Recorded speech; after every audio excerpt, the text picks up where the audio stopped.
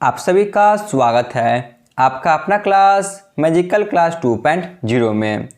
तो फ्रेंड्स, हम सभी कवर कर रहे थे मौलिक अधिकार के बारे में। तो इसका फर्स्ट पार्ट कवर कराया जा चुका है। यदि आपने इसका फर्स्ट पार्ट नहीं देखा तो आप लोग जाकर प्ले लिस्ट में देख सकते हैं। आज इसका सेकेंड पार्ट को कवर करेंगे। फर्स्ट पार्ट में ये 3 मौलिक अधिकार के बारे में डिटेल से पढ़ाया जा चुका है।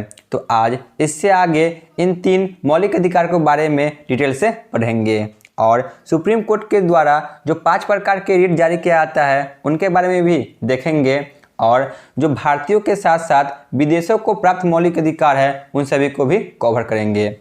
तो आप अच्छी तरह से वीडियो को पहले देखें और लास्ट में चलकर प्रीवियस ईयर क्वेश्चन को भी अटेम्प्ट करें। तो चलिए क्लास की शुरुआत करते हैं। धार्मिक स्वतंत्रता का अधिकार, अनुच्छेद 25 से 28। ठीक है ना। धार्मिक स्वतंत्रता का अधिकार अनुच्छेद 25 से 28 के बीच है। सबसे पहले है अनुच्छेद 25, अंतःकरण की धार्मिक रीति रिवाज मानने की और धर्म का प्रचार प्रसार करने की स्वतंत्रता। यानी कि आप अपने धर्म का प्रचार प्रसार और रीति रिवाज को मान सकते हैं। इसकी स्वतंत्रता अनुच्छेद 25 के अंतर्गत है। इसके अंतर्गत कोई भी व्यक्ति किसी भी धर्म को मान सकता है और उसके रीति रिवाज को मान सकता है और धर्म का प्रचार प्रसार भी कर सकता है। ठीक है ना। इसकी स्वतंत्रता हमें अनुच्छेद 25 में दी गई है। अनुच्छेद 26, धार्मिक कार्यों के प्रबंध के स्वतंत्रता। इसके अंतर्गत कोई भी व्यक्ति अपने धर्म के लिए संस्थाओं की स्थापना, कानूनी रूप से धार्मिक संपत्ति का अर्जन, स्वामित्व व प्रशासन करने का अधिकार। इसके अंतर्गत धार्मिक कार्यों के प्रबंधन की स्वतंत्रता है। यानी कि आप अपनी संस्था में किसी प्रकार की धार्मिक संपत्ति अर्जन कर सकते हैं, जैसे मंदिर मस्जिद में। अनुच्छेद 27, धार्मिक कार्यों के लिए धन कर मुक्त यानी कि टैक्स फ्री।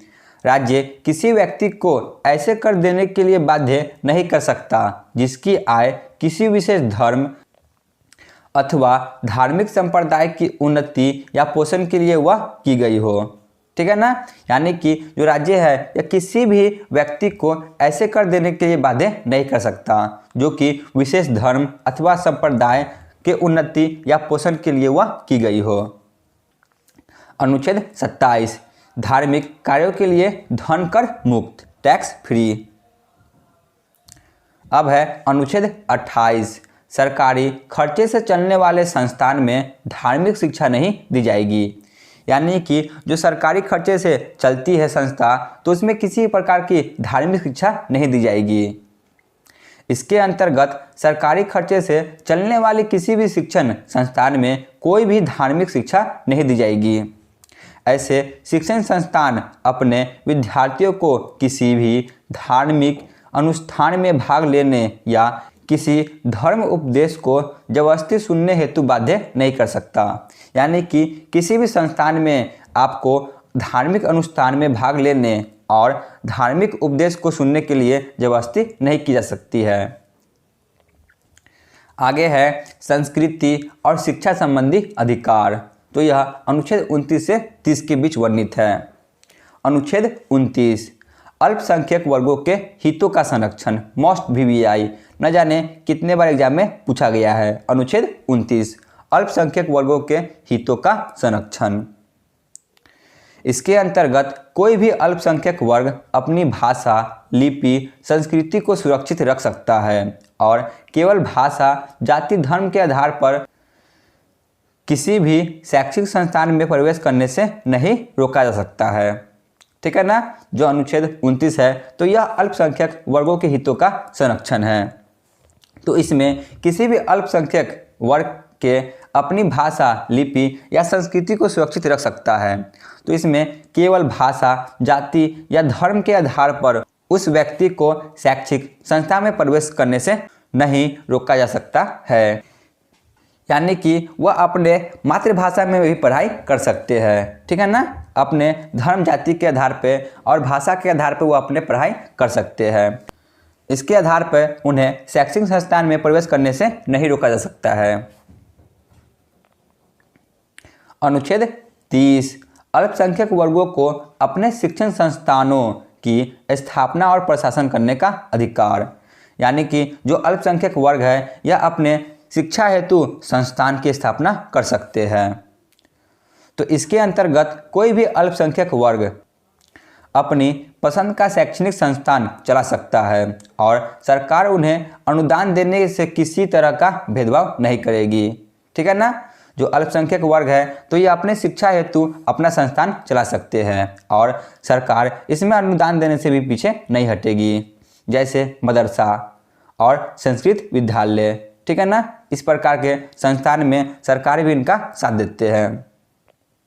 तो अनुच्छेद 30 में इसी का वर्णन है, अल्पसंख्यक वर्गों को अपने शिक्षण संस्थानों की स्थापना और प्रशासन करने का अधिकार।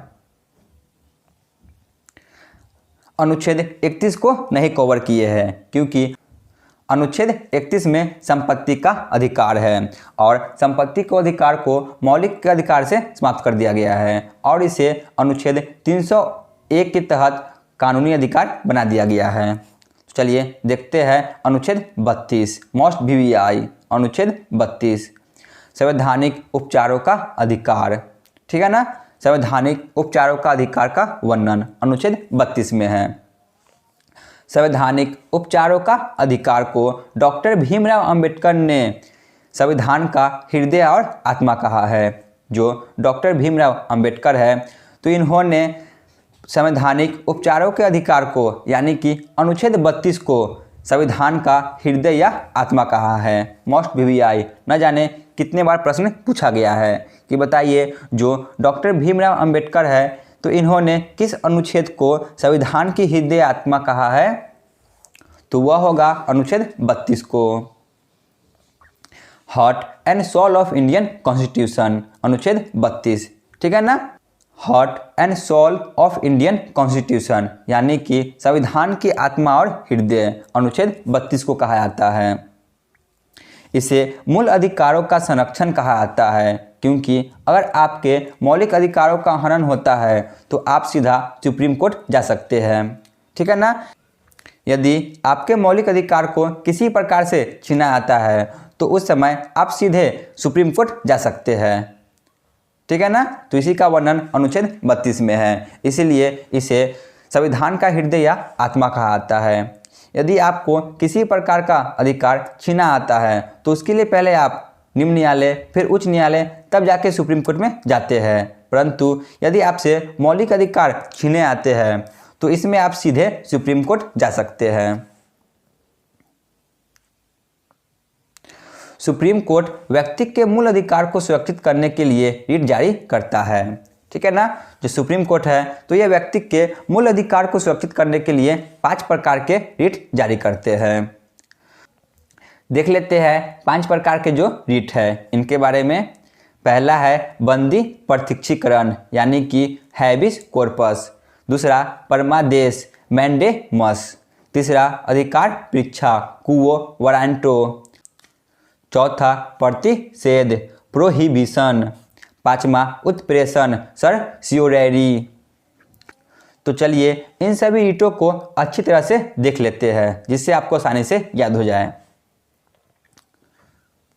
पहला है बंदी प्रत्यक्षीकरण यानी कि शरीर को प्रस्तुत करना। जब किसी व्यक्ति को यह लगता है कि उसे अवैध रूप से जेल में रखा गया है तब सुप्रीम कोर्ट हिरासत में लेने वाले अधिकारी को आदेश देता है कि वह जेल में रखे गए व्यक्ति को निश्चित स्थान और निश्चित समय के अंदर उपस्थिति करे, अन्यथा हिरासत में लेने वाले अधिकारी पर कार्रवाई होगी। जो बंदी प्रत्यक्षीकरण है तो इसे आसान भाषा में समझें। यदि किसी व्यक्ति को अवैध रूप से जेल में रखा आता है तो सुप्रीम कोर्ट उन्हें आदेश देता है, जिन्होंने गिरफ्तार किया है तो उस अधिकारी को आदेश दिया जाता है कि निश्चित समय और निश्चित स्थान पर उन्हें उपस्थित करे, यानी कि उन्हें जज के सामने पेश करें 24 घंटे के अंदर। ठीक है ना। 24 घंटे के अंदर उन्हें जज के सामने पेश करना होगा। यदि वह 24 घंटे के अंदर ऐसा नहीं कर पाते हैं तो जो गिरफ्तार किए अधिकारी है उन पर कार्रवाई हो सकती है। तो बंदी प्रत्यक्षीकरण में इसी का वर्णन है। ठीक है ना, एक बार और देख लेते हैं। जब किसी व्यक्ति को लगता है कि उसे अवैध रूप से गिरफ्तार किया गया है, यानी कि जेल में रखा गया है, तब सुप्रीम कोर्ट हिरासत में लेने वाले अधिकारी को आदेश देता है कि जेल में रखे गए व्यक्ति को निश्चित स्थान और निश्चित समय के अंदर उपस्थिति करे, अन्यथा हिरासत में लेने वाले अधिकारी पर कार्रवाई होगी। दूसरा है परमादेश यानी कि मैंडेमस। जब कोई सरकारी अधिकारी अपने सार्वजनिक कर्तव्य का निर्वाह नहीं करता तब सुप्रीम कोर्ट उस पर रिट जारी कर सकता है और उसे अपने कर्तव्य का पालन करने का आदेश जारी कर सकता है, अन्यथा उस पर सख्त कार्रवाई कर सकता है। ठीक है ना, यानी कि जो सरकारी अधिकारी होते हैं तो यदि वह सार्वजनिक कर्तव्य निर्वाह नहीं करते हैं, यानी कि अपना कर्तव्य अच्छी तरह से नहीं करते हैं, तो इसमें जो सुप्रीम कोर्ट है यह रिट जारी कर सकता है और उन पर सख्त कार्रवाई भी कर सकता है। तीसरा है अधिकार परीक्षा क्वो वारंटो। यह रिट तब जारी किया जाता है जब कोई व्यक्ति गैर कानूनी तरीके से कोई सरकारी पद प्राप्त किया हो। ठीक है ना, जो अधिकार परीक्षा है यानी कि क्वो वारंटो, तो यह रिट तब जारी किया जाता है यदि किसी व्यक्ति ने गलत तरीके से सरकारी नौकरी प्रदान कर ली है, कि जांच किया जाए कि जो वह व्यक्ति है या किस प्रकार नौकरी में प्रवेश किया है। चौथा है प्रतिषेध यानी कि प्रोहिबिशन। यह आदेश सर्वोच्च न्यायालय तथा उच्च न्यायालय द्वारा निम्न न्यायालय को जारी किया जाता है, यानी कि सर्वोच्च न्यायालय तथा उच्च न्यायालय निम्न न्यायालय को जारी करते हैं और आदेश दिया जाता है कि इस मामले में अपने यहाँ की कार्रवाई न करें क्योंकि यह मामला उनके अधिकार क्षेत्र से बाहर है। ठीक है ना, जो उच्च न्यायालय है और जो उच्चतम न्यायालय है यह दोनों आदेश देते हैं निम्न न्यायालय को कि जो यह मामला है यह आपके अधिकार क्षेत्र से बाहर है, इसलिए आप इसे उच्च न्यायालय में भेजिए। यदि उच्च न्यायालय में इसकी सुनवाई नहीं होगी तो वह उच्चतम न्यायालय में जाएगी। चौथा में इसी का वर्णन है। पांचवा जो रिट है इसके बारे में देख लेते हैं। तो इसमें उत्प्रेषण यानी कि सर्स्योरेरी है। इसके अंतर्गत अधीनस्थ न्यायालय यानी कि जो निम्न न्यायालय होते हैं जहां पर मुकदमा चल रहा है उसे वरिष्ठ न्यायालय उसे आदेश दे सकते हैं कि उस मुकदमा को तुरंत लंबित करके वरिष्ठ न्यायालय के पास भेजे। जो अधीनस्थ न्यायालय है यानी कि निम्न न्यायालय, यदि उसमें वह मामला चल रहा है और वह पास नहीं हो रही है तो जो उससे ऊपर के न्यायालय है यानी कि वरिष्ठ न्यायालय, तो यह आदेश देता है कि उस मामले को आप लंबित कर हमारे पास भेजें। तो यह 5 प्रकार के रिट सरकार द्वारा जारी किए जाते हैं। देख लेते हैं 5 प्रकार के रिट को। पहला है बंदी प्रत्यक्षीकरण, दूसरा है परमादेश, तीसरा है अधिकार परीक्षा, चौथा है प्रतिषेध और 5वां है उत्प्रेषण। चलिए आगे बढ़ते हैं। विदेशी और भारतीय नागरिकों को प्राप्त अधिकार। बहुत से ऐसे अधिकार भी है जो विदेशी नागरिकों को प्राप्त है। ठीक है ना, भारतीयों के साथ जो विदेशी नागरिक है उनको भी बहुत से मौलिक अधिकार प्राप्त है, तो उनके बारे में देख लेते हैं। सबसे पहले है केवल भारतीय नागरिकों को प्राप्त अधिकार, यानी कि जो यह अधिकार है यह केवल भारतीय नागरिकों को प्राप्त होगी, यह विदेशी नागरिकों को प्राप्त नहीं होगी। जैसे है अनुच्छेद 15, अनुच्छेद 16, अनुच्छेद 19, अनुच्छेद 29 और अनुच्छेद 30। जो यह अधिकार है तो यह केवल भारतीयों को प्राप्त होगी। इनमें से किसी भी अधिकार को विदेशी द्वारा प्राप्त नहीं किया जा सकता, यह केवल भारतीय ही प्राप्त कर सकते हैं। अनुच्छेद 15, अनुच्छेद 16, अनुच्छेद 19, अनुच्छेद 29 और अनुच्छेद 30 को।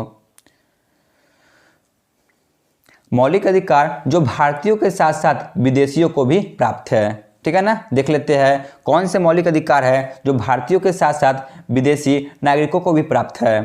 तो अनुच्छेद 14 यानी कि विधि के समक्ष समानता का अधिकार, जो अनुच्छेद 14 है, तो यह भारतीयों के साथ विदेशों को भी प्राप्त है। और अनुच्छेद 20 से 28 ठीक है ना। 20 से 28 तक जितने भी अनुच्छेद हैं यह भारतीयों के साथ विदेशों को भी प्राप्त है। देख लेते हैं नोट को। राष्ट्रीय आपातकाल अनुच्छेद 352 के दौरान सभी मौलिक अधिकार को निरस्त किया जा सकता है। यानी कि राष्ट्रीय आपातकाल के दौरान जो मौलिक अधिकार है तो इसे निरस्त किया जा सकता है, परंतु इसे छीना नहीं जा सकता है। इसमें भी अपवाद है, अनुच्छेद 20 और अनुच्छेद 21 को छोड़कर, ठीक है ना।